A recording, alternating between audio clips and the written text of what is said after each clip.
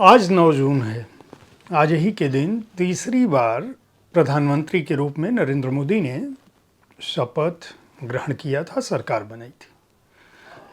बतौर प्रधानमंत्री उनका कार्यकाल कैसा रहा, यह देश की जनता ने अपने निर्णय से बता दिया।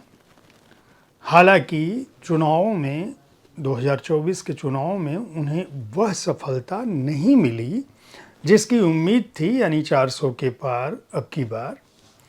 लेकिन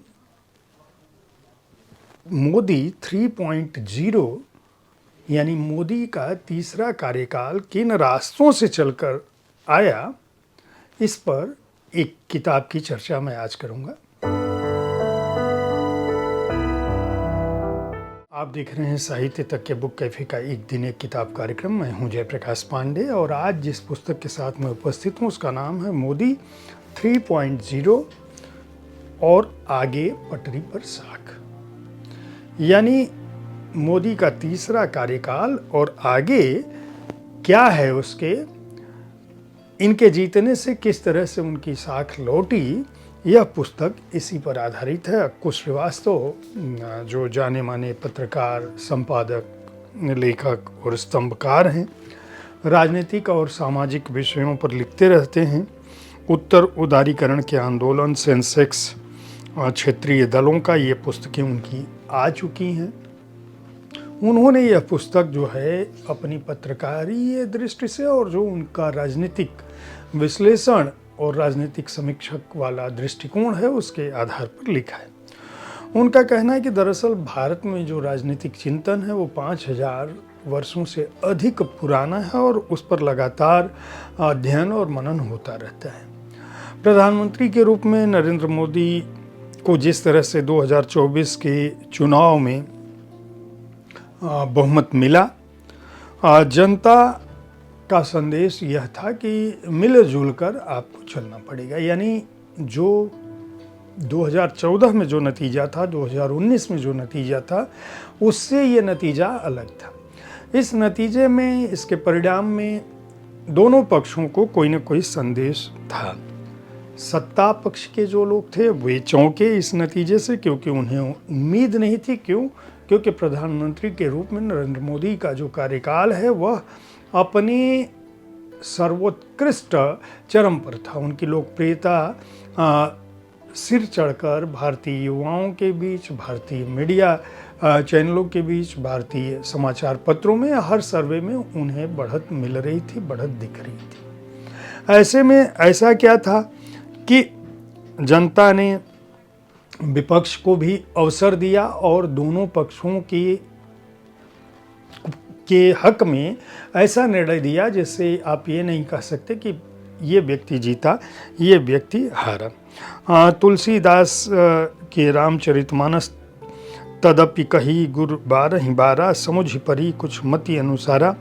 उनका कहना है कि दरअसल इस पुस्तक के माध्यम से मैं ये देखने की कोशिश कर रहा हूँ कि दरअसल जो प्रधानमंत्री नरेंद्र मोदी के पक्ष में निर्णय आया है और जो इस चुनावी नतीजों का असर भारतीय राजनीति पर होना है वह क्या है, अब तक की यात्रा क्या थी और आगे की जो यात्रा है वह कैसी होगी, उसके निष्कर्ष सबक क्या हैं।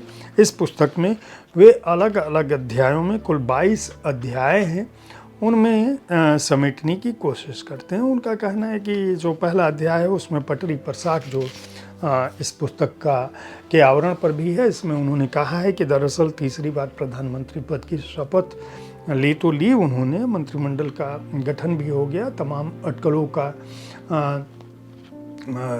कोई एक तरह से खारिज हो गई। लेकिन यह एक स्पष्ट संदेश मिला कि जो मंत्रिमंडल का जब गठन हुआ तो प्रधानमंत्री ने ये स्पष्ट संदेश दिया कि स्वास्थ्य जो है, सड़क परिवहन जो है, वो मानव संसाधन जो है, कृषि जो है, ये क्षेत्र भारतीय जनता पार्टी इसलिए अपने साथ रख रही है क्योंकि भले ही उसने गठबंधन की सरकार बनाई है लेकिन अभी भी उसका दृष्टिकोण जो है उस पर काम करने का है।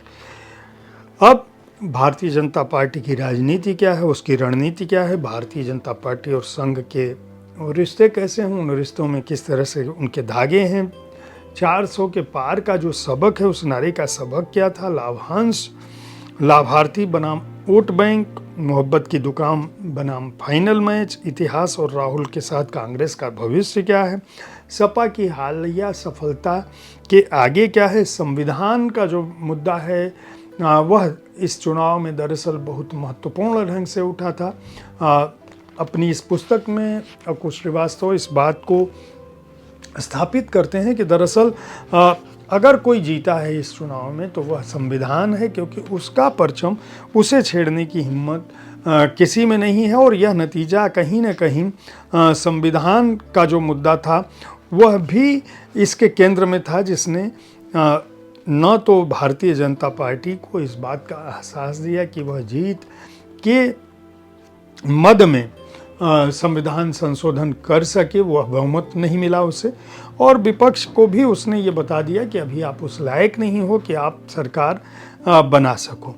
दरअसल ऐतिहासिक आधार पे जो भारत की राजनीति की शुरुआत है स्वतंत्रता के बाद से, उसमें जो क्षेत्रीय राजनीति है, जो गठबंधन है, गठबंधन राजनीति की जो मजबूरियां हैं और जो मसले रहे हैं इस पुस्तक में, उसको भी अकुश श्रीवास्तव ने देखा है। ओबीसी जो है पिछड़ा वर्ग और बहुत पिछड़ा वर्ग जो है उसकी सरकार बनाम किसान का जो मसला है, जो महिलाओं से जुड़ी हुई आधी आबादी की राजनीति है, घोषणा पत्रों की जो गारंटी है, न्याय पत्र बनाम संकल्प पत्र, और भारत की जो राजनीति में सहमत की खेल होती है। विपक्ष कभी लगता है कि जुट जाएगा, कभी लगता है कि बिखर जाएगा, कभी किसी मसले पर वो केंद्र में मोदी सरकार के खिलाफ होते हैं, कभी वो राज्यों में एक दूसरे के खिलाफ होते हैं। गठबंधन के बीच गठबंधन धर्म को कैसे निभाया जाए, उसमें बिहार और आंध्र प्रदेश की क्या भूमिका है, महाराष्ट्र और के बाद जो है बंगाल की चुनौती जो है वह नतीजा, हालांकि यह पुस्तक जो है जिस तरह से लिखी गई थी बंगाल के नतीजों के हिसाब से, वहाँ की राजनीति के हिसाब से नहीं आए थे। चुनाव आयोग पर भी टिप्पणी है, सोशल मीडिया की जो भूमिका है उसका भी उल्लेख किया है और इस बात को बताने की कोशिश की है कि दरअसल जो चुनाव हैं राज्यों के वह अलग मसलों पर होते हैं, अलग मुद्दों पर होते हैं। केंद्र का जो चुनाव है वह अलग नीतियों पर होता है। उनका कहना है कि उन्होंने यह पुस्तक अकुश श्रीवास्तव ने इस लिहाज से लिखी है क्योंकि जो सियासी सर्कस है और जो आंकड़ों के खेल हैं, इन सब के बीच दरअसल जनता जो है वह महत्वपूर्ण है और प्रधानमंत्री के रूप में नरेंद्र मोदी का जो तीसरा कार्यकाल है वह यही बताता है कि यह समय, वो इतिहास लिख चुके हैं, लेकिन यह समय है जब उन्हें ज़मीनी स्तर पर काम करना होगा, करते दिखना होगा। जो काम उन्होंने किया है वह निश्चित रूप से कहीं न कहीं जनता के नज़र में वह काम महत्वपूर्ण रहा होगा, तभी उन्होंने तीसरी बार लगातार सरकार बनाई।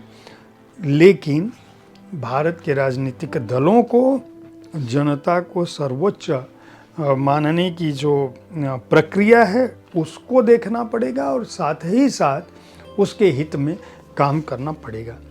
मोदी 3.0 और आगे पटरी पर साख, यह पुस्तक जो है दरअसल प्रधानमंत्री नरेंद्र मोदी और भारतीय जनता पार्टी की राजनीति से इतर जाकर जो भारत की राजनीति है, भारत के पिछले दशक की जो राजनीति है, उसके दृष्टिकोण को, उसके उठापटक को बताती है।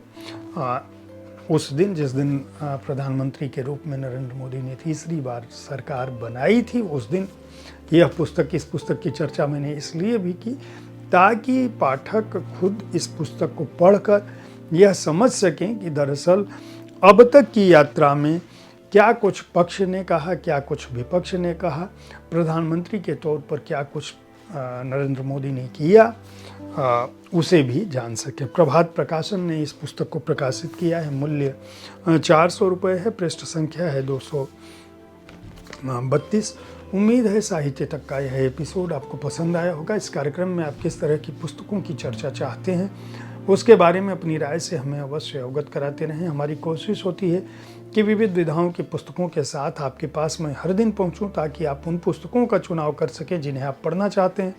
कल ठीक इसी समय ऐसी ही किसी एक कृति के साथ मैं फिर मिलूंगा। देखते रहिए साहित्य तक। धन्यवाद।